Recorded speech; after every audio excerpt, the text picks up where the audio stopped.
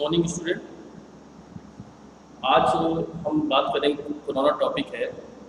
मैं आज आपको न्यूमेरिकल सॉल्व कराऊंगा, शॉर्टेज ऑफ फर्स्ट, वो भी नॉन प्रीएम्प्टिव मोड में। कल बात करूंगा प्रीएम्प्टिव मोड में। तो एक बार इसका रिवीजन चल जाए कि नॉन प्रीएम्प्टिव मोड में शॉर्टेज ऑफ फर्स्ट आप कैसे करते हैं। कुछ बच्चों का रह गया था, वो ऐसा समय हुआ कि हम आपको नहीं बता पाए, लेकिन मैं आपको ऑनलाइन बता रहा हूँ कि कैसे हम इसके न्यूमेरिकल को सॉल्व करेंगे, कैसा क्वेश्चन आएगा।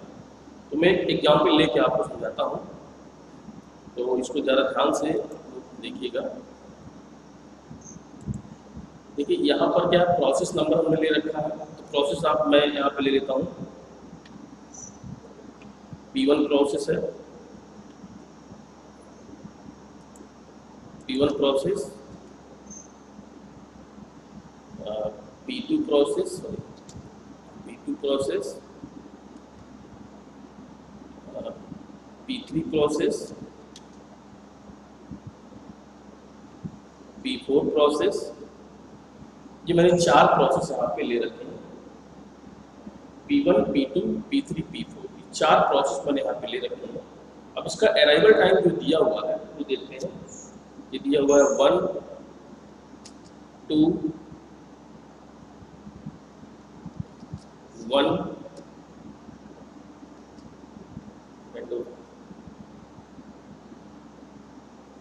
4 ले लेते हैं। ठीक है, ये प्रोसेस टाइम इसका अलग अलग दिया हुआ है। ओके, सॉरी, ये आपका प्रोसेस टाइम है।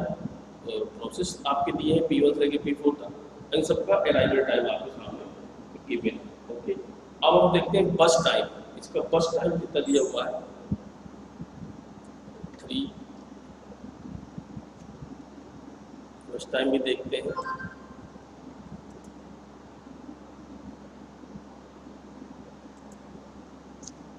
थ्री है, बात है आपका 4, 2, 4, 4, 2, 4। ये सबका बस टाइम यहाँ पे दिया हुआ है।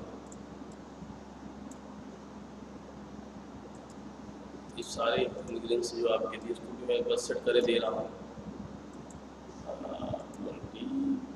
दे रहे हैं, ये लिखिए। ये अराइवल टाइम है आपका, बस टाइम है। अब कंप्लीशन टाइम आपको निकालना है। तो देखिए हम यहाँ पर पहले बात करेंगे जो इसका जो आपका क्राइटेरिया है, बस टाइम क्राइटेरिया होगा, क्योंकि नॉन प्रीएम्प्टिव मोड है। तो इसमें देखते हैं ये गैंट चार्ट जो आपका मैं लिखने जा रहा हूँ। गैंट चार्ट कैसे बनेगा, ठीक है। इस गैंट चार्ट की बात करें, गैंट चार्ट देखते हैं क्या होता है। सबसे पहले यहाँ पे हम क्या लिखेंगे, स्टार्टिंग में जब देखिए यहाँ से कि यहाँ पर अब जो वैल्यू आएगी वो क्या आएगी। तो यहाँ पर हम नीचे ही लिखेंगे, हम यहाँ से 0 से स्टार्ट करेंगे।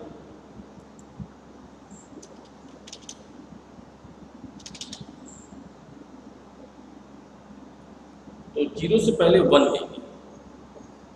तो जब 0 से हम 1 लेंगे तो 0 से 1 में हमको ये देखना है कि देखिए अगर P1 प्रोसेस का अराइवल टाइम देखें तो 1 सेकंड में आ, यानी 0 से 1 सेकंड में यहाँ पर कोई भी एक्टिविटीज नहीं हो रही है, यहाँ पर कुछ भी नहीं हो रहा है। यानी कि इसका जो यूटिलाइजेशन टाइम है वो व्यर्थ गया। यानी कि 0 से 1 तक CPU आपका आइडल स्टेट में रहा। ये आपको पता है, या आपका जो CPU है वो किस में रहा, आइडल स्टेट में रहा। तो आइडल स्टेट में रहा, यहाँ पर आपने कुछ भी नहीं करा। यानी हम लिख सकते हैं इसको, ये आइडियल स्टेट में रहा CPU। इसके बाद आप देखिए कि अब आपको ये देखना है कि अब इसके बाद 1 सेकंड के बाद देखिए P1 आया, आपका P1 आया 1 सेकंड में, P1 आ गया और P3 आ गया। तो अब ये चेक करते हैं कि P1 और P3 दोनों में शॉर्टेज जॉब हमें करनी है, तो P1 और P3 में कौन शेड्यूल होगा, जो इनका बस टाइम चेक करेंगे हम, 3 है इसका 2 है, जिसका बस टाइम कम होगा वही शेड्यूल होगा। तो यहाँ पर 1 की जगह क्या होगा, 3 होगा, यानी 3 आपका शेड्यूल हो जाएगा। दोनों आए, देखिए P1 भी आया और P3 भी आया। तो जो P1 भी आया और P3 दोनों में, अब आप गौर से देखिए 3 और 2 में कौन छोटा है, P3 छोटा है, तो P3 आपका शेड्यूल हो गया।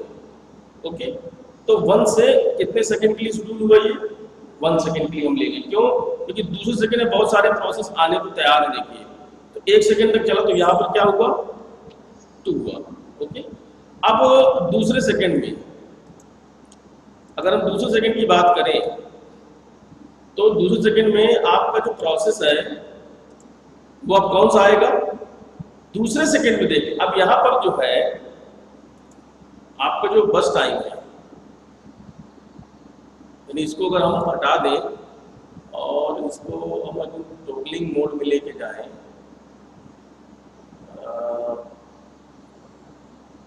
सेटिंग न करके हम इसको जो है, एक सेकेंड, इसको मैं ग्राफ करते हैं। अब इसके बाद जो स्पेस बनेगा 2 से यहाँ पे कितना हो जाएगा, 1, ये आपका 1 हो जाएगा। ओके, 1 हो जाएगा, तो इसको हम क्या लिखेंगे, यानी अब इसका बस टाइम कितना बचा, 1 बचा। ओके, P3 का। अब आपका देखिए दूसरे सेकंड में प्रोसेस कौन सी आई, P2 आई। तो अब P1 और P2 में कौन शेड्यूल होगा, गौर से देखिए दूसरे सेकंड में, क्योंकि 1 सेकंड में ये आया था, अब यहाँ पे 1 बचा हालांकि। तो अब ये देखना है कि 1 बचा, तो अब इन तीनों में, क्योंकि P3 ऑलरेडी लगा हुआ है, तो P1 P2 P3 तीनों में कौन शेड्यूल होगा, नॉर्मली तरीके से देखा जाए तो आपका यही शेड्यूल होगा, P3 चलता रहेगा। तो ये पूरा कितना हो जाएगा, 3 हो जाएगा। और ये जो आपका टाइम है ये कितना था आपका, 2 ही था, तो 2 ही रहेगा। इसको मैं हटा दिया। अब ये आपका हो जाएगा पूरी तरह 0, ठीक है ना। अब ये 0 हो जाएगा, अब यहाँ पे 0 हो गया, यानी ये वाली प्रोसेस आपकी पूरी तरह से खत्म हो गई। इसको अगर हम हटा दें जैसे, ये हमारा पूरा खत्म हो चुका है, तो ये पूरा प्रोसेस जो है हमें, ये प्रोसेस आपका फिनिश हो चुका है, ये भी आपका प्रोसेस फिनिश हो चुका है, ठीक है। अब यहाँ पर आएगा P3, तो अब P3 चला गया। अब देखते हैं P1 P2, तो अभी दूसरा सेकंड, तीसरे सेकंड में अभी तक कोई प्रोसेस नहीं आया, अर्थात तो आपका जो है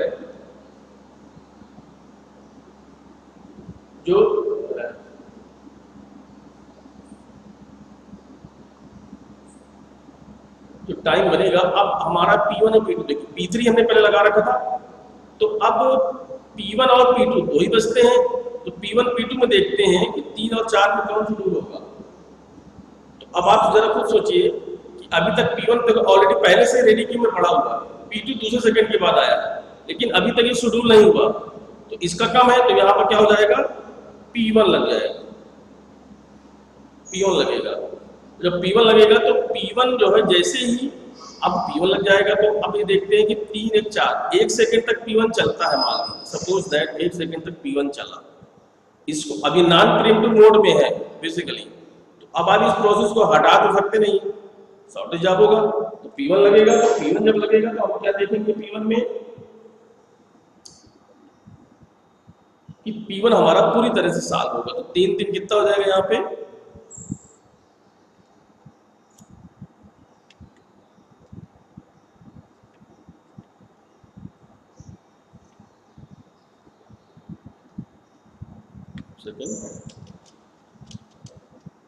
ये हो जाएगा आपका 6, तो यहाँ पे 6 हो गया। अब ये प्रोसेस भी आपकी गई। अब इसके बाद देखिए P2 प्रोसेस आ रही है, चौथे सेकंड में हालांकि आ चुका है। अब देखिए P2 और P4 में कौन शेड्यूल होगा, तो जो पहले आया था HCFS फॉर्मेट लगेगा तो P2 ही आपका यहाँ पर शेड्यूल हो जाएगा, यहाँ पर आपका P2 ही शेड्यूल हो जाएगा। अब P2 कितना हो जाएगा, 6 4, यहाँ पे क्या बनेगा, अब ये हो जाएगा 6 4 10 हो जाएगा। इसके बाद आपका क्या आता है, फिर हमारे पास देखिए P1 भी गया, P2 भी गया, P3 भी गया। अब क्या लगेगा, P4 लग जाएगा। ठीक है, अब आपका P4 शेड्यूल होगा। ठीक, जब P4 शेड्यूल होगा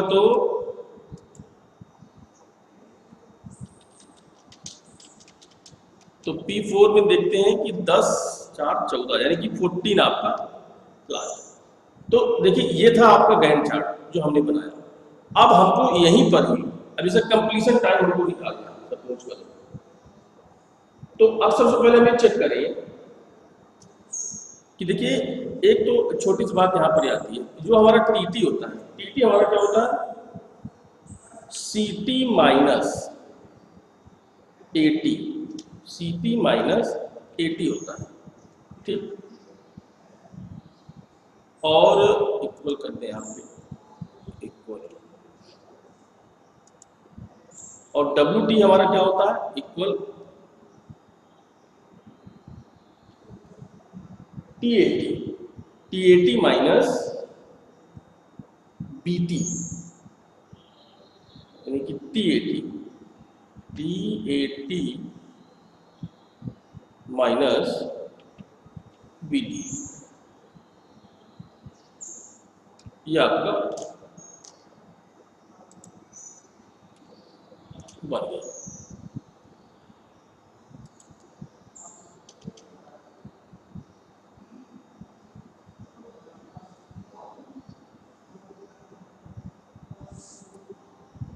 RT आपका है ये, ओके।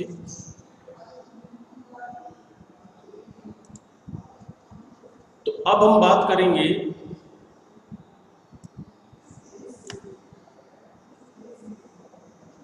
Completion time. हमारा सबको देखना है अलग अलग।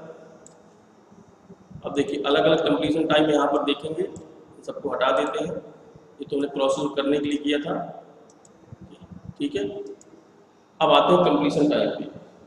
तो अब देखते हैं कंप्लीशन टाइम में कि सबसे पहले P1 का कंप्लीशन टाइम क्या होता है। तो ये देखिए ये वाला पोर्शन जो आपका बना हुआ 6, ये पोर्शन से मेरा मतलब ये था कि अगर मैं इसमें डिजाइन करूं, कुछ इंसर्ट करूं, आपका सेफ अगर मैं इंसर्ट करूं, तो ये वाला पोर्शन देखिए, इसको अगर हम छोटा करें थोड़ा सा तो ये छोटा हो जाएगा। ओके, ये आपका यहाँ पे मैं निकाल लेता हूँ, थोड़ा सा बड़ा कर दे रहा हूँ, ये आपका कंप्लीशन टाइम। इसी प्रकार इसका कंप्लीशन टाइम देखते हैं शेप में, ये और ये, इसका भी कंप्लीशन टाइम देखें, इसका भी कंप्लीशन टाइम देख लेते हैं। ओके, और इसका भी कंप्लीशन टाइम देख ले रहे हैं। तो इस सब का अलग अलग कंप्लीशन टाइम देखिए हमने यहाँ पर देख लिया। अब इनको हमें यहाँ पर एंट्री कर देनी है। अब यहाँ पर इसकी हम एंट्री करेंगे। देखिए ये कंप्लीशन टाइम जो आपको देख रहे हैं, एरो जो मैंने बना रखी है, ये कंप्लीशन टाइम के लिए मैंने बना रखी है। ये देखिए ये आपका कंप्लीशन टाइम यहाँ पर बन गया। ठीक है, तो अब इसमें हम देखते हैं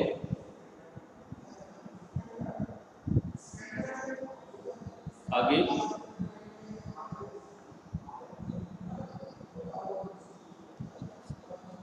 कंप्लीशन टाइम पे आते हैं। तो P1 का जो कंप्लीशन टाइम कितना है, वो है 6। थोड़ा बड़ा कर देते हैं इसको, 6 है, आपके सामने लिखा हुआ है। P1 का कितना है, 6 है। P2 कितना है, 10। P2 कितना है 10 है, और इसके बाद P3 का कितना है, P3 का है 3, P3 का है 30 सेकंड में कंप्लीट हो गया है, और P4 कितना है 140। ये आपका कंप्लीशन टाइम हो गया जो आपने देखा। अब हम इसको थोड़ा सा अगर मिड में कर दें तो मिड में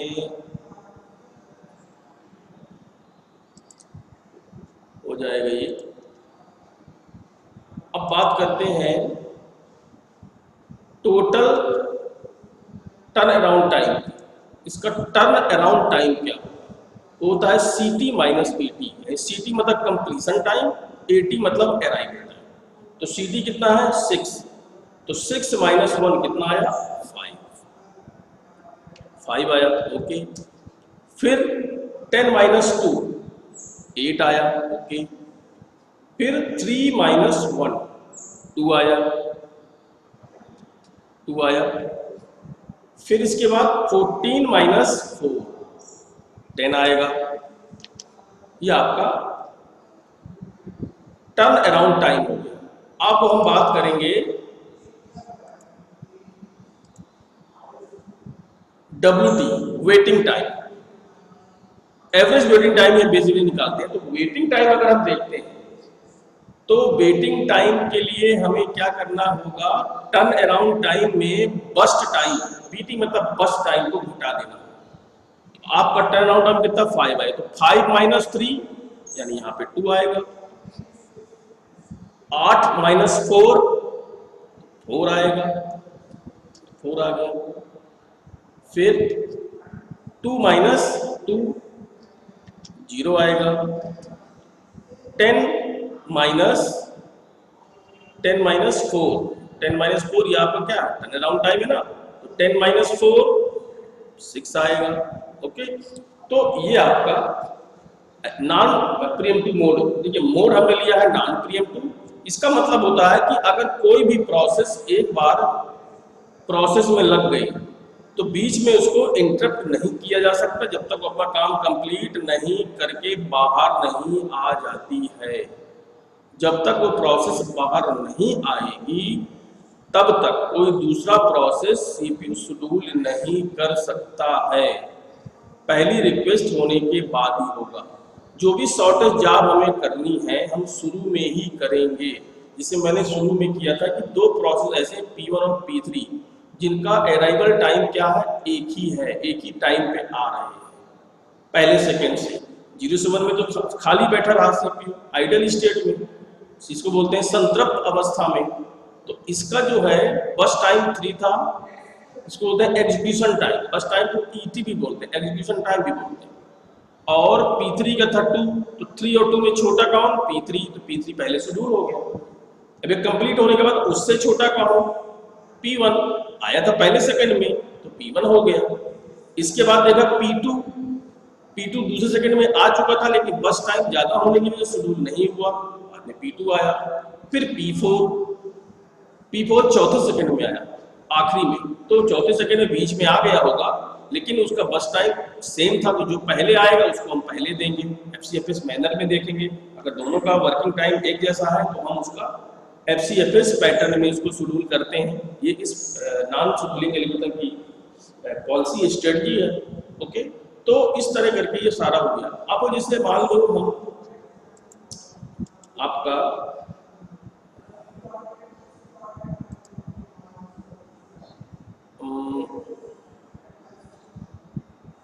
निकालते हैं अब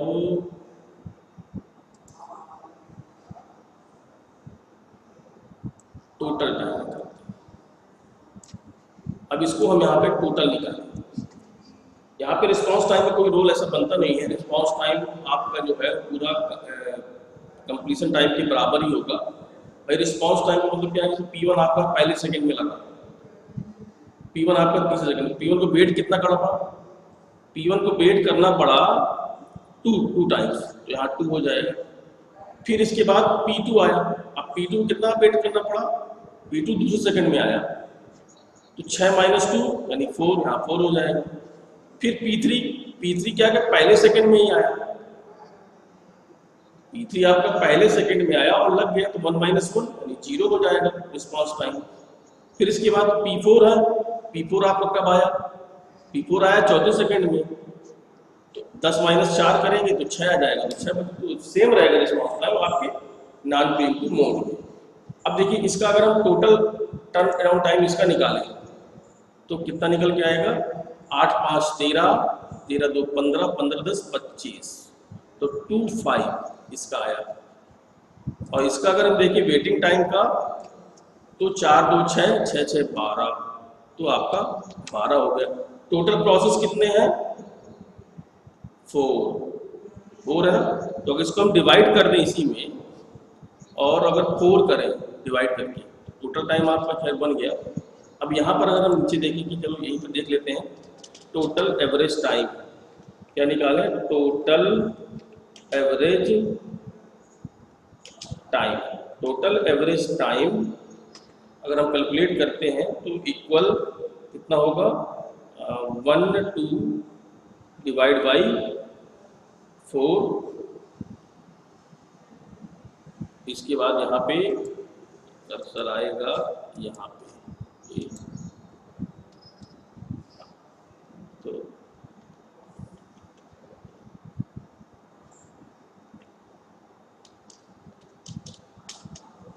इक्वल कितना आ जाएगा?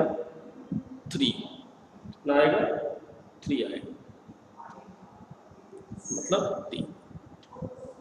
तो 3 सेकेंड इसका टोटल एवरेज वेटिंग टाइम आपका, total average WT,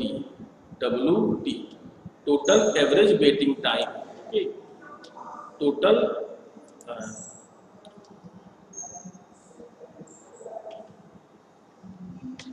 waiting time, average waiting time, total average waiting time है वो आपका ये रहा, ठीक है, यानी 3 रहा। तो अब इस कंडीशन में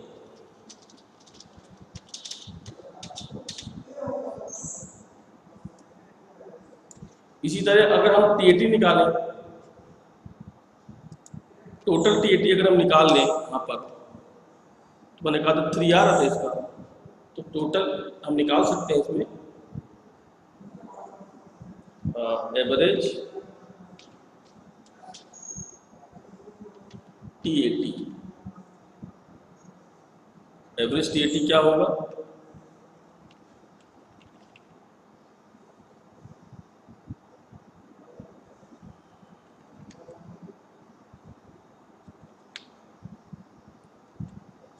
(25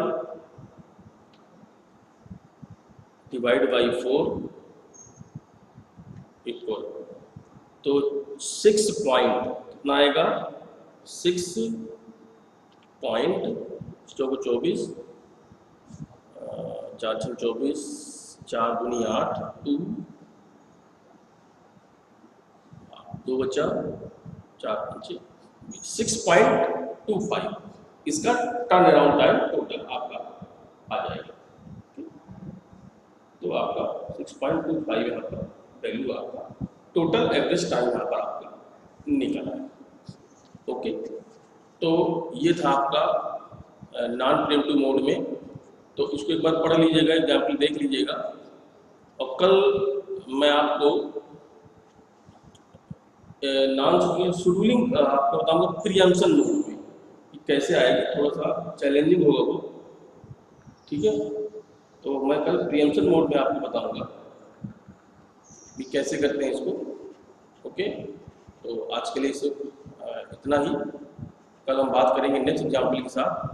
तो मैं कल प्रीएम्पशन मोड में आपको ये चीज़ें बताऊंगा। Okay, thank you.